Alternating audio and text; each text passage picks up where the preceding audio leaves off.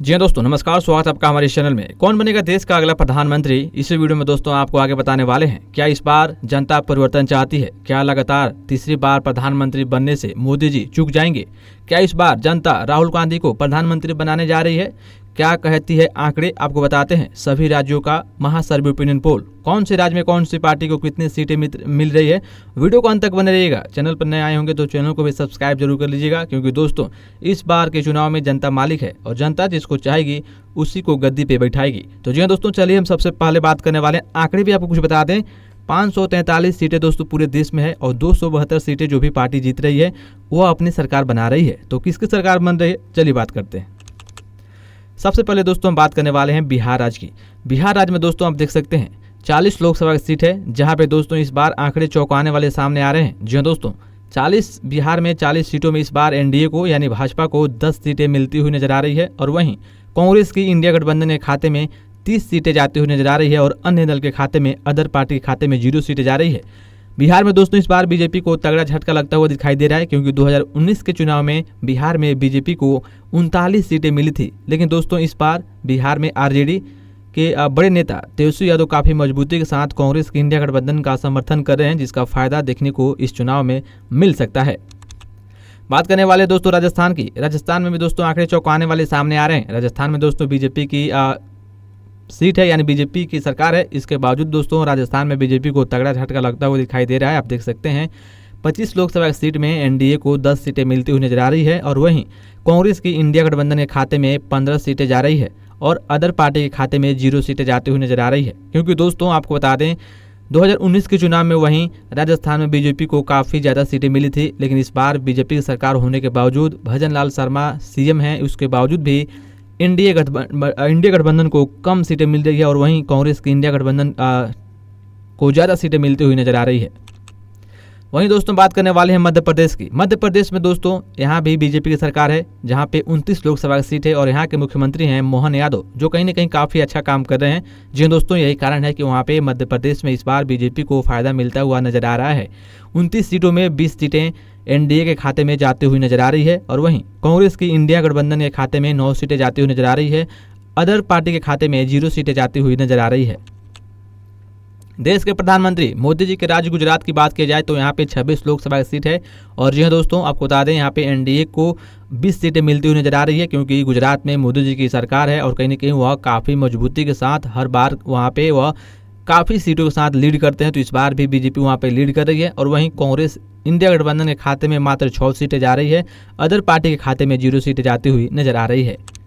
बात करने वाले दोस्तों आंध्र प्रदेश की। आंध्र प्रदेश राज्य में दोस्तों 25 लोकसभा की सीट है, जहां पे दोस्तों एनडीए खाते में 15 सीटें जाती हुई नजर आ रही है। कांग्रेस की इंडिया गठबंधन के खाते में 10 सीटें जाती हुई नजर आ रही है। अदर पार्टी के खाते में 0 सीटें जाती हुई नजर आ रही है। यानी दोस्तों साफ तौर पर आंध्र प्रदेश में कहीं ना कहीं एनडीए यहाँ पे 5 सीटों के साथ बढ़त बनाती हुई नजर आ रही है।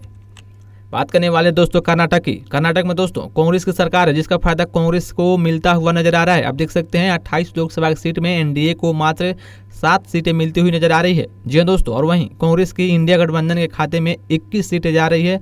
अदर पार्टी के खाते में 0 सीटें जा रही है। 2019 के चुनाव में दोस्तों कर्नाटक में बीजेपी की सरकार थी, जहाँ पे बीजेपी लीड कर रही थी। 18 सीटें दोस्तों कर्नाटक में 2019 के चुनाव में बीजेपी को मिली थी, लेकिन इस बार मात्र 7 सीटें मिल रही है, यानी तगड़ा झटका लगते हुए दिखाई दे रहा है इस बार के चुनाव में।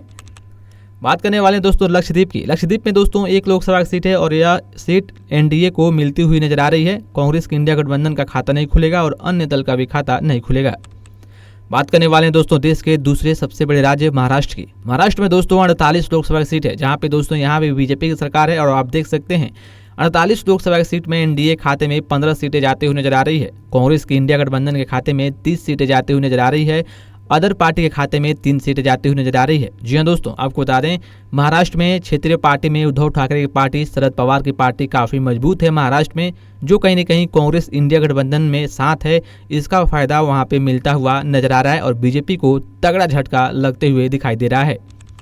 बात करने वाले दोस्तों तेलंगाना की। तेलंगाना में दोस्तों आप देख सकते हैं 17 लोकसभा की सीट है, जहां पे दोस्तों इस बार एनडीए को 6 सीटें मिलती हुई नजर आ रही है। कांग्रेस की इंडिया गठबंधन के खाते में 11 सीटें जाती हुई नजर आ रही है और अदर पार्टी के खाते में 0 सीटें जाती हुई नजर आ रही है। बात करने वाले दोस्तों मिजोरम की। मिजोरम में दोस्तों 1 लोकसभा की सीट है, जहाँ पे एनडीए का खाते में 0 सीटें जा रही है। कांग्रेस की इंडिया गठबंधन यह सीट जीत दर्ज करती हुई नजर आ रही है। अदर पार्टी के खाते में भी 0 सीटें जाती हुई नजर आ रही है। असम की बात की जाए दोस्तों, असम में क्षेत्रीय पार्टी सरकार है जहां पे बराबर और टक्कर की लड़ाई मानी जा रही है। आप देख सकते हैं 14 लोकसभा सीटों में असम में एनडीए को यानी भाजपा को 7 सीटें मिल रही है और वहीं कांग्रेस के इंडिया गठबंधन के खाते में 7 सीटें जा रही है और अदर पार्टी के खाते में 0 सीटें जाती हुई नजर आ रही है। बात करने वाले दोस्तों छत्तीसगढ़ राज्य की। छत्तीसगढ़ राज्य में भी दोस्तों आंकड़े चौंकाने वाले सामने आ रहे हैं। आप देख सकते हैं 11 लोकसभा सीट में एनडीए को यानी भाजपा को 1 सीट मिलती हुई नजर आ रही है और वहीं इंडिया गठबंधन के खाते में 10 सीटें जाती हुई नजर आ रही है। अदर पार्टी के खाते में 0 सीटें जाती हुई नजर आ रही है। छत्तीसगढ़ में भी बीजेपी को यानी एनडीए को तगड़ा झटका लगता हुआ दिखाई दे रहा है। बात करने वाले दोस्तों हरियाणा की। हरियाणा में भी दोस्तों बीजेपी की सरकार है और जी हाँ दोस्तों यहाँ भी बीजेपी को तगड़ा झटका लगता हुआ दिखाई दे रहा है। आप देख सकते हैं हरियाणा में दोस्तों 10 लोकसभा सीट है जहाँ पे एनडीए को यानी भाजपा को 2 सीटें मिलती हुई नजर आ रही है। कांग्रेस की इंडिया गठबंधन के खाते में 8 सीटें जाती हुई नजर आ रही है और अन्य अदर पार्टी के खाते में 0 सीटें जाती हुई नजर आ रही है। बात करने वाले दोस्तों जम्मू और कश्मीर की। जम्मू और कश्मीर में दोस्तों 5 लोकसभा की सीट है जहां पे दोस्तों इस बार बीजेपी को 1 सीट मिलती हुई नजर आ रही है। 2019 के चुनाव में 0 सीटें मिली थी लेकिन इस बार 300 धारा 70 हटने के बाद से बीजेपी को फायदा हुआ है और वहीं कांग्रेस की इंडिया गठबंधन के खाते में 4 सीटें जा रही है। अदर पार्टी के खाते में 0 सीटें जाती हुई नजर आ रही है। बात करने वाले दोस्तों दिल्ली की। दिल्ली में दोस्तों 7 लोकसभा की सीट है जहां पे दोस्तों यहाँ पे आंकड़े चौंकाने वाले सामने आ रहे हैं। जी हाँ दोस्तों आप देख सकते हैं एनडीए खाते में 2 सीटें जाती हुई नजर आ रही है और कांग्रेस इंडिया गठबंधन के खाते में 5 सीटें जा रही है। अदर पार्टी के खाते में 0 सीटें जा रही है। दिल्ली में आपकी सरकार है जो कहीं न कहीं कांग्रेस इंडिया गठबंधन के साथ है। इसका फायदा कांग्रेस इंडिया गठबंधन को दिल्ली में इस बार के चुनाव में मिलता हुआ नजर आ रहा है। बात करने वाले दोस्तों उत्तराखंड की। उत्तराखंड में दोस्तों बीजेपी की सरकार है जहां पे 5 लोकसभा की सीट है और आप देख सकते हैं एनडीए के खाते में 4 सीटें जाती हुई नजर आ रही है। इंडिया गठबंधन के खाते में 1 सीटें जाती हुई नजर आ रही है और अन्य दल के खाते में 0 सीटें जाती हुई नजर आ रही है। यानी साफ तौर पर उत्तराखंड में एनडीए अपनी बढ़त बनाती हुई नजर आ रही है। हिमाचल प्रदेश की बात की जाए दोस्तों तो यहाँ दोनों पार्टियों के बीच में बराबर और टक्कर की लड़ाई मानी जा रही है। एनडीए खाते में 2 सीटें जाती हुई नजर आ रही है और इंडिया गठबंधन के खाते में 2 सीटें जाती हुई नजर आ रही है।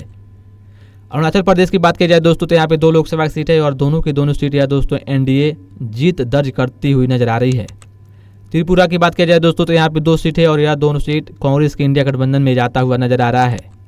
उड़ीसा की बात की जाए दोस्तों उड़ीसा में 21 लोकसभा की सीट है और यहाँ पे दोस्तों यहाँ पे आंकड़े भाजपा के सपोर्ट में जाता हुआ दिखाई दे रहा है। 21 लोकसभा की सीटों में यहाँ पे एनडीए को यानी भाजपा को 14 सीटें मिल रही है और वहीं कांग्रेस इंडिया गठबंधन के खाते में 5 सीटें जाती हुई नजर आ रही है। अदर पार्टी के खाते में 2 सीटें जाती हुई नजर आ रही है। यानी साफ तौर पे उड़ीसा में एनडीए अपनी बढ़त बनाती हुई नजर आ रही है।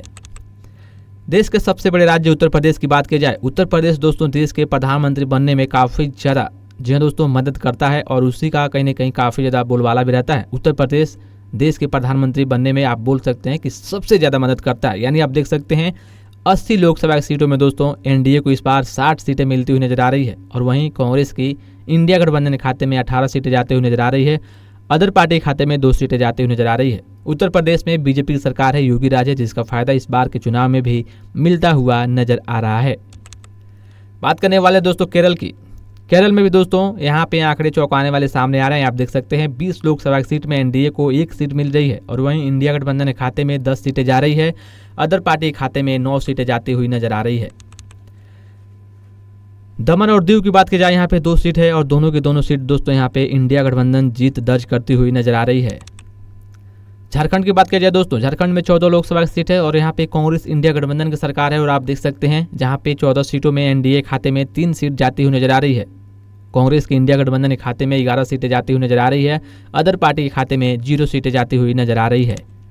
पंजाब की बात किया जाए दोस्तों तो पंजाब में भी आंकड़े चौंकाने वाले सामने आ रहे हैं। 13 लोकसभा की सीट है पंजाब में जहां पे एनडीए को 3 सीटें मिल रही है। इंडिया गठबंधन के खाते में 10 सीटें जा रही है और अन्य दल के खाते में 0 सीटें जा रही है।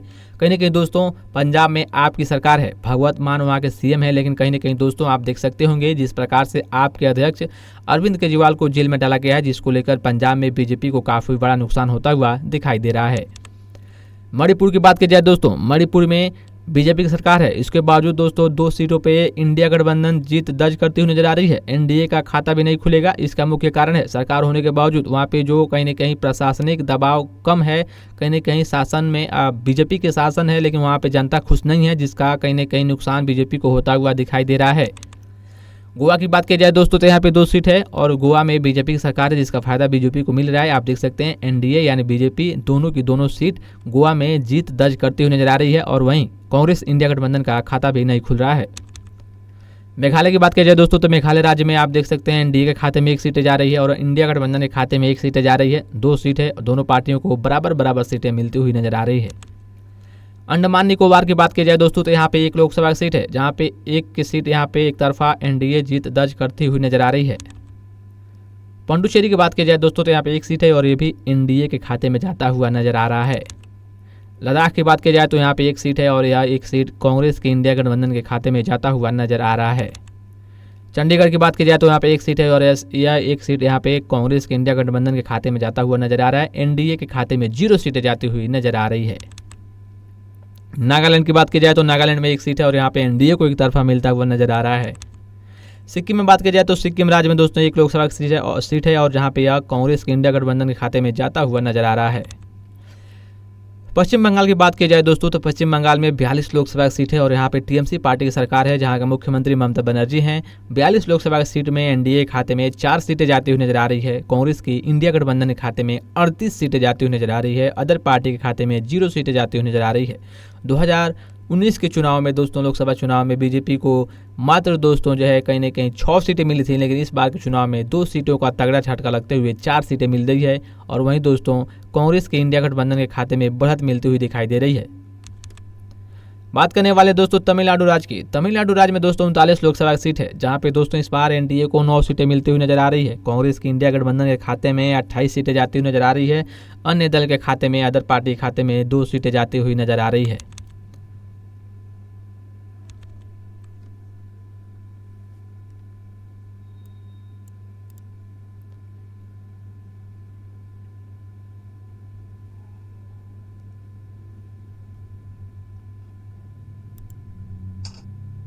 तो जी हाँ दोस्तों, ये थी महासर्वे ओपिनियन पोल 543 सीटों के आंकड़े, जो कहीं ना कहीं इस बार के चुनाव में देश के प्रधानमंत्री मोदी जी को तगड़ा झटका लगता हुआ दिखाई दे रहा है, क्योंकि दोस्तों 300 से ज़्यादा सीटें इस बार कांग्रेस इंडिया गठबंधन को मिलता हुआ नजर आ रहा है। इसका मुख्य कारण है दोस्तों जो इंडिया में यानी भारत में जो जितने भी विपक्षी दल के नेता हैं, सभी लोग इस बार कहीं ना कहीं इंडिया गठबंधन कांग्रेस के साथ हैं और राहुल गांधी इसमें कामयाब होते हुए दिखाई दे रहे हैं।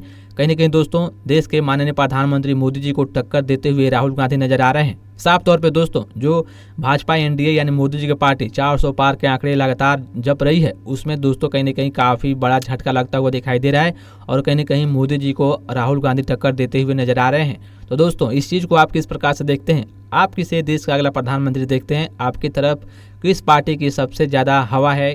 किस पार्टी को लोग सपोर्ट कर रहे हैं? आप किसे सपोर्ट कर रहे हैं? आप किसे प्रधानमंत्री बनते देखना चाहते हैं? नीचे कमेंट बॉक्स में अपना विचार जरूर लिखिएगा, कमेंट कीजिएगा कि आप अपने तरफ से अगला प्रधानमंत्री किसे चाहते हैं, क्योंकि दोस्तों आपके भी आंकड़े हमें काफ़ी मदद पहुंचाते हैं। मिलते हैं अगले वीडियो में दोस्तों, तब तक के लिए जय हिंद, वंदे मातरम, भारत माता की जय।